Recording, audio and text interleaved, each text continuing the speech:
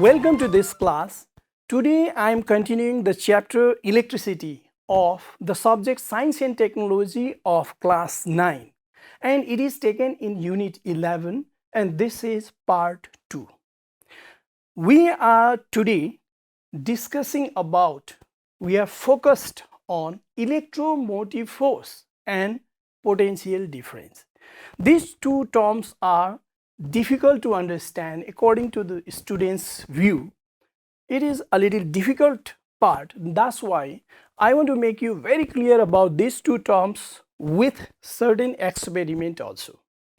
Okay, but we cannot understand electromotive force and potential difference until and unless we have clear idea about the electric current, 1 ampere current, electric charge, 1 coulomb charge, and electric circuit. That's why I want to describe all these again. I want to recall these points, and then at last we'll focus on electromotive force and potential difference. What are they? What are the differences between electromotive force and potential difference? Okay, let's start with electric current. Okay, look at the screen. This electric current, what is it? The rate of flow of charge, or the flow of charge in unit time, is called current. Its SI unit is ampere. The rate of flow of charge means flow of charge in unit time, or flow of charge in 1 second time, is called electric current, and it is measured in ampere, and ampere is fundamental unit of current. Okay, it can be represented by this formula: current I equal to charge by time, I equal to Q by T. And it can be understood very clearly with the help of a little videography. Look at this. This is a conductor, and conductor is magnified, and electrons are flowing towards one direction. Flow of electron is actually the flow of current, and electron carries negative charge, and the amount of negative charge crossing this cross section of the conductor in certain time period is being calculated. I mean to say, we have to find out the charge, total amount of charge crossing this cross section within certain time. If total charge we have and time taken by that charge to cross this cross section is if we have, then dividing charge by time will get current, and this is the measurement of current. Okay, now after this I want to tell you about electric charge also, because we have current, charge and time in this equation, so we must know about the charge also, but about the time we know. But charge, what is charge? 1 coulomb charge. What is 1 coulomb charge? First, the electric charge is contained in electrons and protons. Electron carries negative charge, proton carries positive charge, and the 1 coulomb charge means the electric charge contained in 6.24 into 10 to the power 18 electrons is called 1 coulomb charge. This is a huge number. Look at this number. 6.24 into 10 to the power 18 means if we multiply 6.24 with 1 having 18 0, then we'll get a huge number of electron, and that much huge number of electron contains 1 coulomb charge. And this can be understood a little nicely with the help of a diagram also. Look at this is a conductor. Let's say I magnified the conductor, and this is a cross section of the conductor. It means thickness. If 1 coulomb charge crosses this cross section of the conductor in 1 second time, then flow of current is called 1 ampere. And we can define this way: when 1 coulomb charge crosses a cross section of a conductor in 1 second, then the flow of current is called 1 ampere. Mathematically, 1 ampere equal to 1 coulomb upon 1 second time. Now I want to tell you another definition also. We can define 1 ampere current this way also. Let's say 6.24 into 10 to the power 18 electrons. These electrons contains 1 coulomb charge, and when this much number of electron crosses the cross section of the conductor in 1 second, then the same thing, when 6.24 into 10 to the power 18 electrons, it means 1 coulomb charge crosses a cross section of a conductor in 1 second, then the flow of current is called 1 ampere. Now I told you about electric current, electric charge, 1 ampere current, and what is 1 coulomb charge also. Now it's turn of electric circuit. What is electric circuit? Electric circuit can be understood nicely with the help of diagram. Look at this is a cell. It has positive terminal and negative terminal, and if it is connected to certain bulb or some other appliance, then it supplies electric current. That's why this is the source of electricity. Cell is the source of electricity. And if we take a bulb and if we connect the cell with the bulb, then the bulb gives light. It means the effect of the current can be seen in the bulb, and bulb can be recognized as effect. Cell is recognized as source, but bulb is recognized as effect. But they have to be connected with the help of a conductor. It means we have 3 minimum requirements for a circuit. What are they? A source, an effect, and a conductor. When a source is connected to an effect by means of a conductor, then the electric circuit forms. These are the minimum requirements of a circuit. Okay, but we are not showing the same diagram in examination or in book. We are using symbols for each of the appliances, each of the components of this circuit. And how do we represent a cell? A cell is represented like this. The long line represents positive terminal and short line represents negative terminal, and bulb is represented this way. This is the symbol of bulb, this is the symbol of cell. And if we connect bulb and cell with the help of a conductor wire, and we can take a switch also. If switch is taken, at this time switch is off and it is not connected, so current is not flowing. But if we push the switch, this is the position of switch on, then current flows from positive terminal to negative terminal this way, and the same is represented by this way symbolically, and this is electric circuit. But difference is here I haven't taken this switch, but here switch is also taken. Okay, then electric circuit can be defined this way. A continuous electricity conducting path formed between a source, effect, and conductor is called electric circuit. This is the definition of electric circuit. Till now, what I told you, what is electric current, what is electric charge, what is 1 coulomb charge, what is 1 ampere current, and what is electric circuit. After this, now we can understand this electromotive force, exactly what is it. I want to show this with the help of a diagram. Look at this. Let's say this is a cell. If this cell is connected to a bulb like this,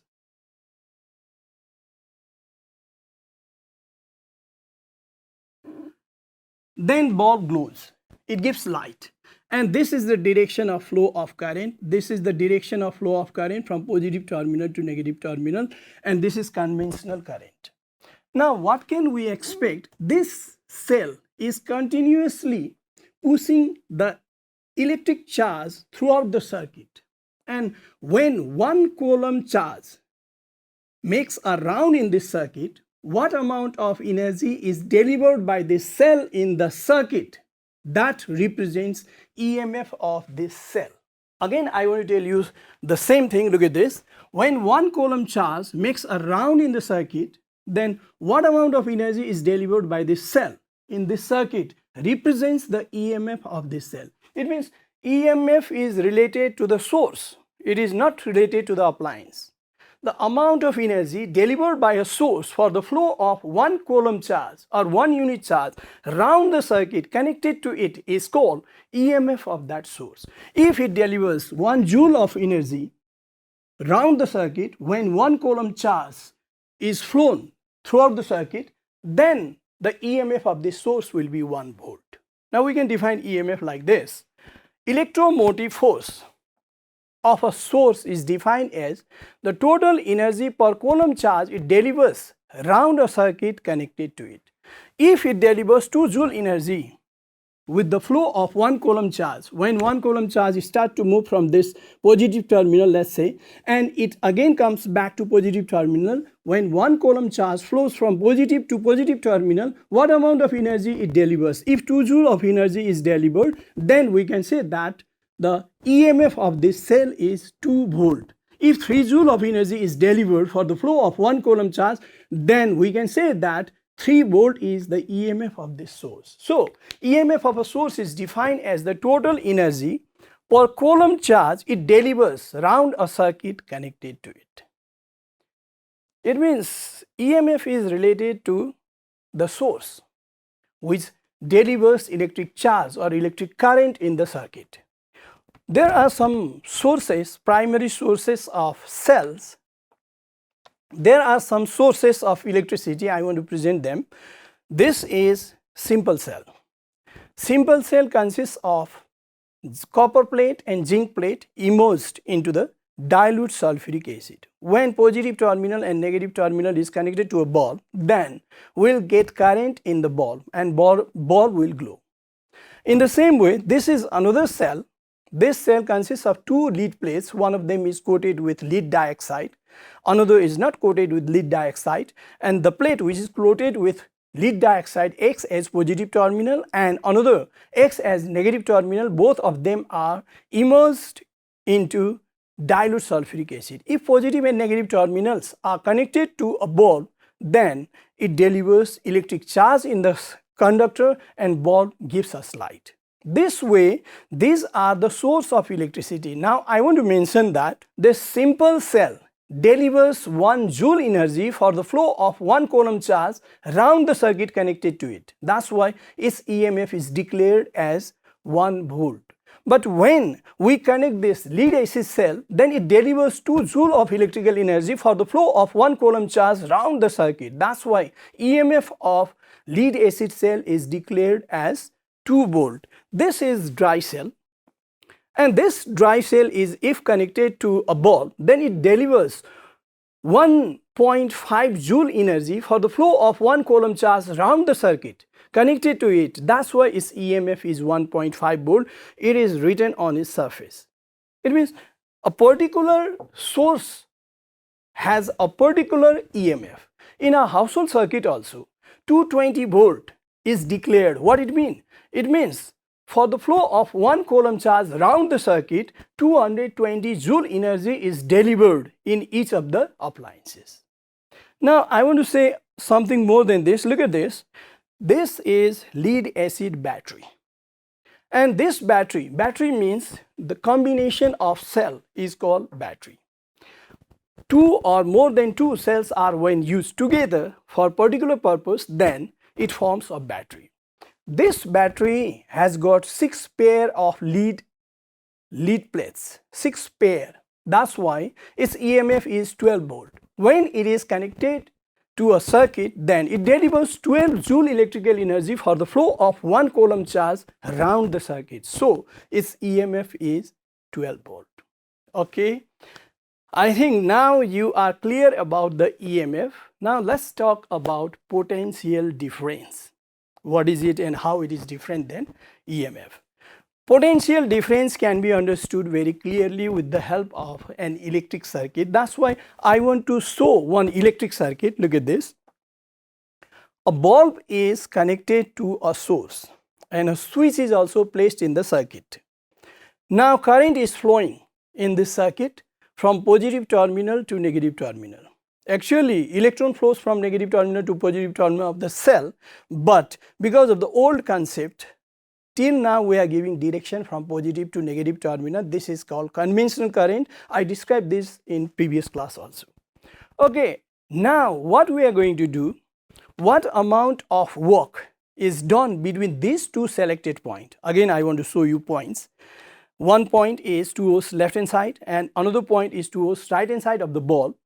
What amount of work is done between these 2 points when 1 coulomb charge flows from one point to another point? That represents potential difference between these 2 points.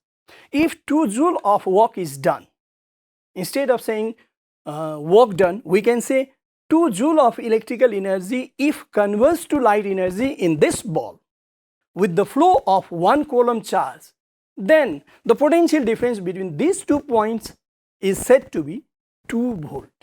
This way we can understand potential difference clearly. What is it exactly? The work done or the energy conversion between 2 points of a circuit by the flow of 1 unit charge represents potential difference between those 2 points. So we can define this way. Work done or energy conversion between 2 points of a circuit by the flow of a unit charge is known as potential difference between those 2 points.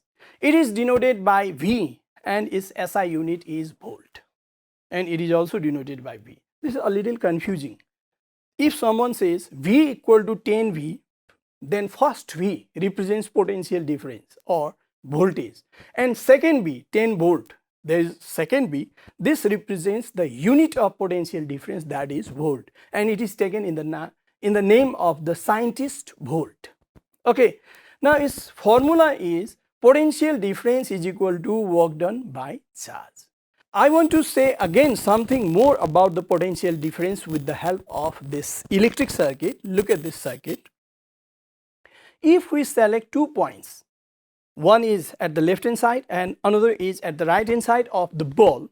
If we select these 2 points and it is named as A and B, and if 100 joule electrical energy converts to light energy between these 2 points by the flow of 40 coulomb charge, then dividing 100 joule with this 40 coulomb charge will get 2.5 joule per coulomb charge. It means potential difference between these 2 points is 2.5 volt. This way we can understand a little more clearly about the potential difference. Work done between 2 points of the circuit by the flow of unit charge or energy conversion between 2 points of a circuit by the flow of unit charge is called potential difference.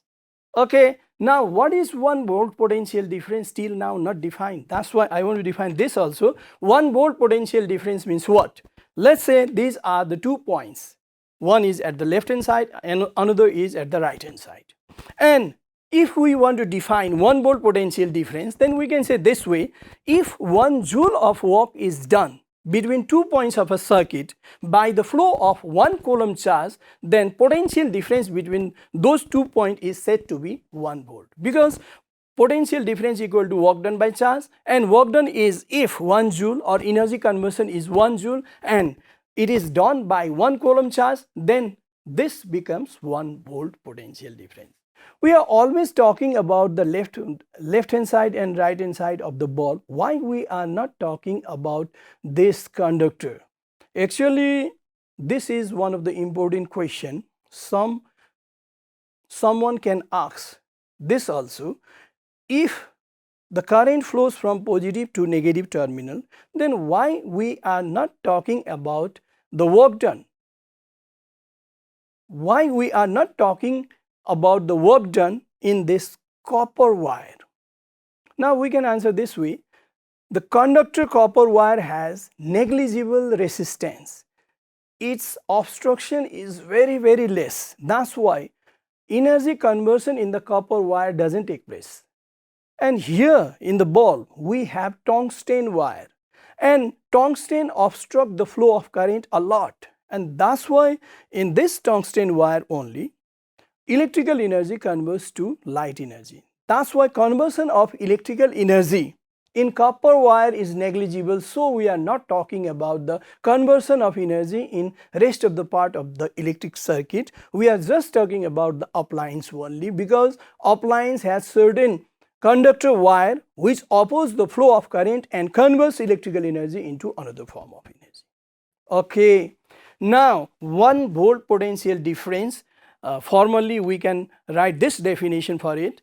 Potential difference between any 2 points of a circuit is said to be 1 volt if 1 joule work is done or 1 joule energy conversion takes place by the flow of 1 coulomb charge between those 2 points, because 1 volt is equal to 1 joule per 1 coulomb charge. Okay, now I think I told you about the EMF also, potential difference also. But here a twist. EMF can be defined in another way also. How I defined EMF previously? I told that EMF of a source is defined as the total energy per coulomb charge it delivers around a circuit connected to it. But EMF can be defined in terms of measurement also, and definition will be like this. We can say when current is not drawn from a cell, that is the cell is in open circuit, then the potential difference between the positive and negative terminal of the cell is called its electromotive force.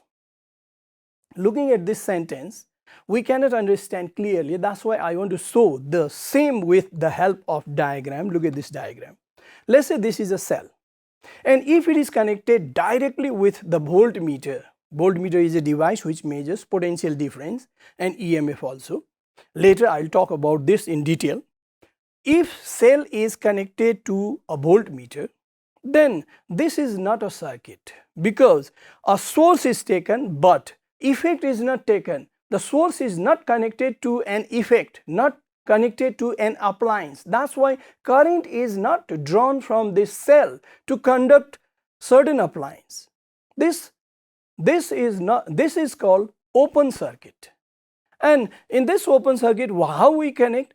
The wire connected to the positive terminal of the cell is connected to plus symbolized wire connecting point of voltmeter, and wire coming from the negative terminal of cell is connected to minus symbolized wire connecting point of voltmeter, and directly we are connecting voltmeter to a cell with a cell, and it gives now pointer of voltmeter moves and it gives the EMF of that source. And what I told you just now, current is not drawn from the cell. At this time we can say the cell is in open circuit. In open circuit, if we connect voltmeter directly to a cell, then it measures EMF of that cell. EMF of simple cell is 1 volt. If we measure like this, we will get 1 volt. And if we measure EMF of dry cell like this, then we will get 1.5 volt. And if we measure EMF of lead acid cell, then we will get 2 volt. I want to show this with the help of this voltmeter. Look at this voltmeter. This is voltmeter. Actually voltmeter looks like a box. It has 2 wire connecting point. One of them is symbolized plus and red colored. Another is symbolized by minus. And if we connect this voltmeter with a cell, the wire connected to positive terminal of cell or battery should be connected to this plus symbolized wire connecting point of voltmeter, and wire coming from negative terminal of cell or batteries should be connected to minus symbolized wire connecting point of voltmeter. Now look at this, 1.5 volt is shown. What it means? It means EMF of this cell, this is dry cell, EMF of this cell is 1.5 volt. If we use 2 cells like this, the wire coming from negative terminal is connected to this point and wire coming from positive terminal is connected to this point. Now look at this, the value of EMF is 3 volt. One dry cell is of 1.5 volt and true dry cell is of 3 volt. Okay, this way we can define EMF. I mean to say it can be defined this way. Electromotive force in terms of measurement, I am going to define EMF in terms of measurement when current is not drawn from a cell. That is, the cell is in open circuit, then the potential difference between the positive and negative terminal of the cell is called is electromotive force. This way we can define electromotive force also.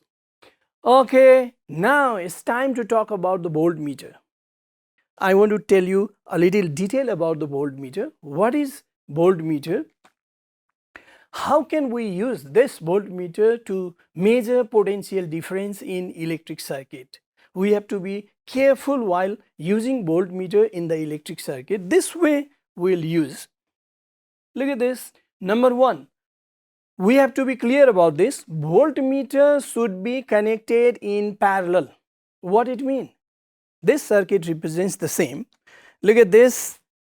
In this circuit, this voltmeter is connected parallel to this ball, and this connection should be always parallel, but ammeter is connected in series. Series means if ammeter has to be connected in this circuit, then we will put here or here somewhere. The current which flows through the bulb all should flow through ammeter. That is why ammeter should be connected in series. But in case of voltmeter, it should be connected to parallel. I mean to say, it is connected parallel to this bulb, and it measures the potential difference between this point and this point when 1 coulomb charge flows from this point to this point.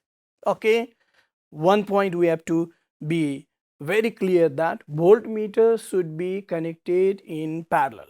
Next point, wire connected to the positive terminal of cell or battery should be connected to the positive marked terminal of the voltmeter, and the wire connected to the negative terminal of cell or battery should be connected to the negative marked terminal of the voltmeter. This is voltmeter. Let's say this side is positively marked point of voltmeter. Then we have to connect wire coming from positive terminal of cell or battery to this point, and I am highlighting this positive terminal. If we connect this wire coming from positive terminal of cell or battery to this point and wire coming from negative terminal of cell or battery to another point that is marked as minus, then only the pointer of the voltmeter moves in the correct direction, right hand side, and it shows the potential difference across this ball. Okay, now next. Third, voltage in the circuit should be previously estimated and it should be less than the capacity of voltmeter. What it mean? Voltage should be previously estimated. If we have a voltmeter of capacity 3 volt and the potential difference in the circuit is more than 3 volt, let's say 5 volt, then we cannot use that voltmeter. We have to select another voltmeter which has capacity more than 3 volt. Otherwise, what happens? The pointer moves to another end and it will get further space to move, and it will collide at certain place and mechanical damage may occur.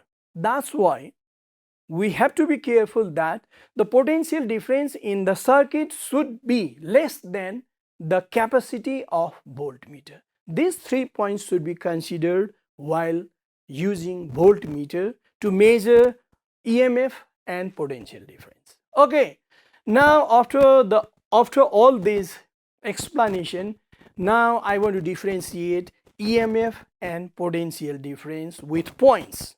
Look at this. These are the points. Number 1, EMF. It is the total energy per coulomb charge delivered by a source round a circuit joined to it. But potential difference, it is the work done between any 2 points of a circuit by the flow of unit charge. I want to make you more clear about this point. Look at the board. Okay, let's say this is a cell and it is connected to a bulb like this. If we measure the potential difference between positive and negative terminal of this cell, then we can connect voltmeter like this.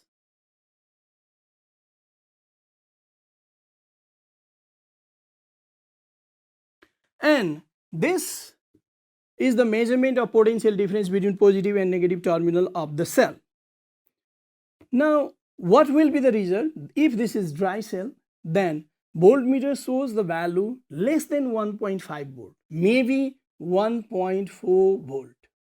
Then where is 0.1 volt? I mean to say EMF of cell is 1.5 volt, but voltmeter is showing 1.4 volt, potential difference between positive and negative terminal. Then 0.1 volt is missing. What is the reason? We have to understand this very clearly. This is the measurement of potential difference between positive and negative terminal, means when 1 coulomb charge flows from positive terminal to negative terminal of this cell, what amount of work is done, what amount of energy is converted into another form of energy is being measured. But something is left inside the cell. I mean to say, when the same 1 coulomb charge flows from negative terminal to positive terminal in the inner side of the cell, there is also energy conversion. Certain amount of electrical energy converts to heat energy inside the cell when 1 coulomb charge moves from negative terminal to positive terminal from the inner side of the cell, and this must be 0.1 volt. I mean to say 0.1 volt means 0.1 joule energy is being converted into heat energy inside the cell. Because of that reason, the cell becomes a little hot. So EMF means what? EMF means the total energy delivered by the cell for the flow of 1 coulomb charge around the circuit, positive to positive, negative to negative, or this point to the same point. This is denoted by E. But potential difference is 1.4 volt. It means potential difference in the external circuit is denoted by V, and the EMF is equal to V plus small b, because EMF is equal to the external PD plus internal PD. We can measure external PD with the help of this voltmeter, but internal PD cannot be measured. That's why the twist is EMF is equal to external PD plus internal PD is the real equation, the real reason. Because of this reason, we never get 1.5 volt potential difference between positive and negative terminal. Okay, it means EMF is always greater than potential difference. EMF is always greater than potential difference because internal potential difference cannot be measured. Okay, look at this another. It is always greater than potential difference, but it is always less than EMF. And number 3, it is the cause. EMF is the cause. Because of this cause, an effect is occurred. That effect is potential difference. Okay.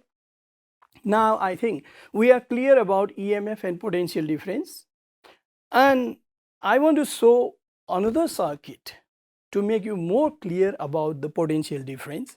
This is a circuit in which two cells are taken and a bulb is lighted and current is flowing from positive to negative terminal, conventional current. Now if voltmeter is used to measure potential difference across this bulb, how much will be the value of this potential difference in this case? If these two are dry cells, then each of them have 1.5 volt EMF. It means total EMF is 3 volt. It means work done between these 2 points is always less than 3 volt. It may be 2.8 volt. This is a PD between these 2 points, or PD across the ball. But instead of one ball, if 2 balls are used in the same circuit, and if we measure potential difference across first ball, then can we expect it is 2.8 volt again? No, it will be less, maybe 1.4 volt. If both the balls are identical, if they are similar, they have same power, then potential difference across the same ball will be less. It is only 1.4 volt. If we measure the potential difference across the second ball, then it will get 1.4 volt again. It means sum of the potential difference is equal to the total potential difference. If we connect the balls in series in a circuit, then potential difference divides among the ball. But internal potential difference, I mean to say, when current flows from negative to positive terminal of these cells, what amount of energy converts to heat energy, that remains same. And potential difference, total potential difference is equal to sum of the potential difference of each resistor or each bulb. V equal to V1 plus V2. We have to understand this also. Okay, today I told you about the EMF, potential difference, and we differentiate this. We can now differentiate potential difference and EMF. I think you will be able to differentiate potential difference and this EMF also. With the help of diagram also you can explain. Okay, we'll meet in next class with Ohm's law. Today's time is over. Thank you.